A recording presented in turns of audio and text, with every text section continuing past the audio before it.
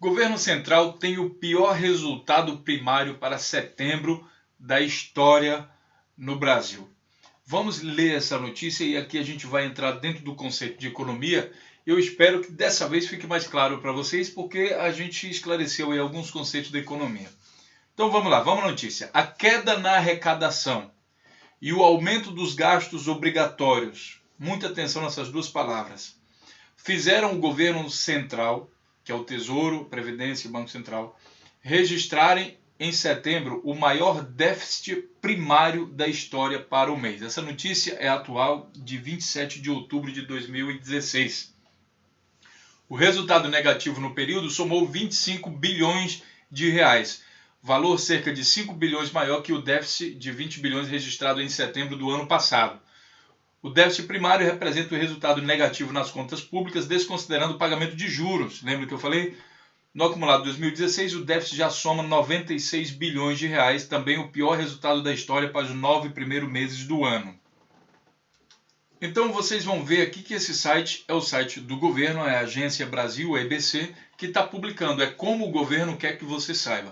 Essa notícia foi publicada também em outros sites, Contas Públicas, Correio Brasiliense, tem o déficit de 25,5 bilhões, o pior resultado da história. E aqui confirmado também com o... Bom, tem outras notícias aqui. Se você quer entender, primeiro, antes de entender essa notícia, que você tem que entender o que é superávit e déficit primário. Por isso que eu aconselho ver esse vídeo aqui que eu acabei de fazer, explicando o que é isso. E agora a gente vai interpretar o que o governo quer que você saiba. Antes de tudo, vou aconselhar também aqui um site do Deutsche Welle, que diz como o Brasil chegou ao pior déficit da história. E ele vai falar basicamente isso que nós já falamos e vai falar de duas coisas também básicas. Os gastos públicos, do que é feito os gastos públicos, e a queda na arrecadação.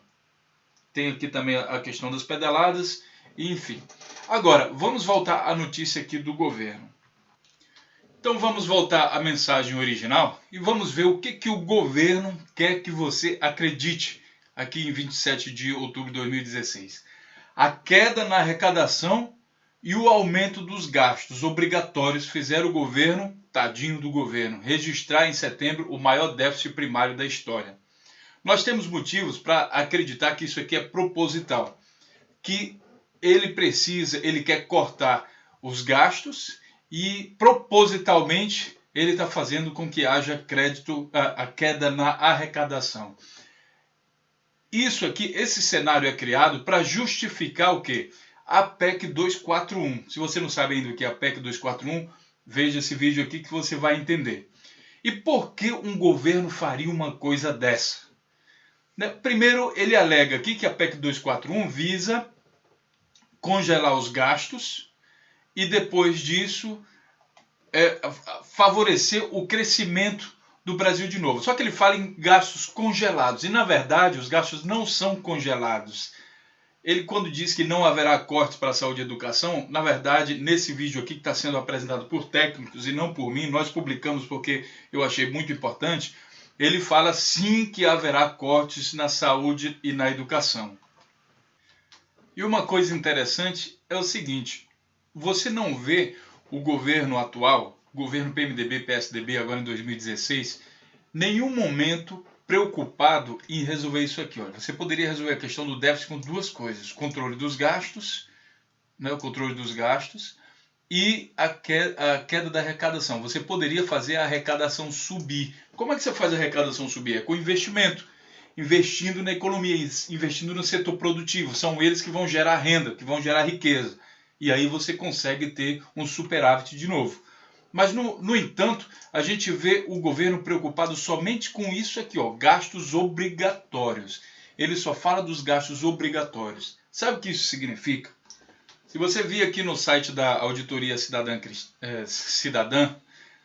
da Dívida, desculpe, eu ia falar cristã, você vai ver que os gastos obrigatórios são essa parte aqui, A outra parte, que é essas juros e amortizações da dívida, o governo não fala aqui na notícia. Ele só diz que o aumento dos gastos obrigatórios, que é saúde e educação, mas ele não fala dos juros da dívida, que na verdade isso aqui está aumentando também cada vez mais.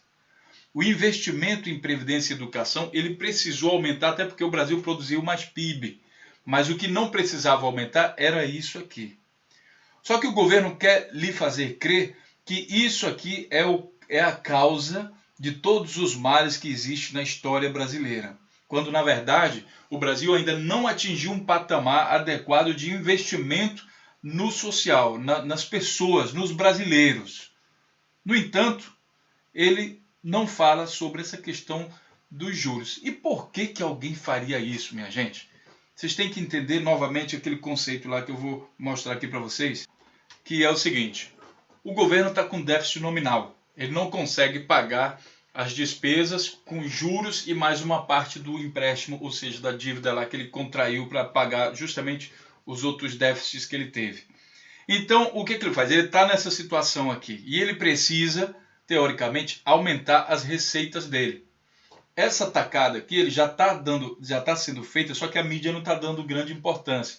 Lá na frente, quando chegar nas empresas maiores, aí vocês vão entender. A única maneira que o governo prega agora de como aumentar a receita dele não é investindo em produção, não, tá? Não é investindo no trabalho, colocando recursos à disposição para novas empresas, tudo mais, estimulando o crescimento do país. A Fiesp, que deveria estar aí também, as empresas, não. Está todo mundo preocupado em falar que tem um rombo, que há um déficit nominal, um déficit primário agora, né? Além de nominal também é primário, e para que no final a única opção que vai restar é justamente a privatização das empresas públicas. Veja bem, a empresa pública ela também colabora aqui com o lucro dessas empresas para aumentar a receita do governo, os impostos e o lucro das empresas.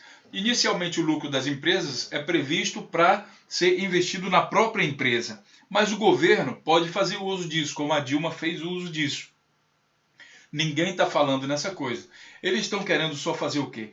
Privatizar tudo que for possível, e daí você vai entender o que é que tem por trás dessas privatizações nesse outro vídeo aqui, que nós publicamos aí 18 de outubro.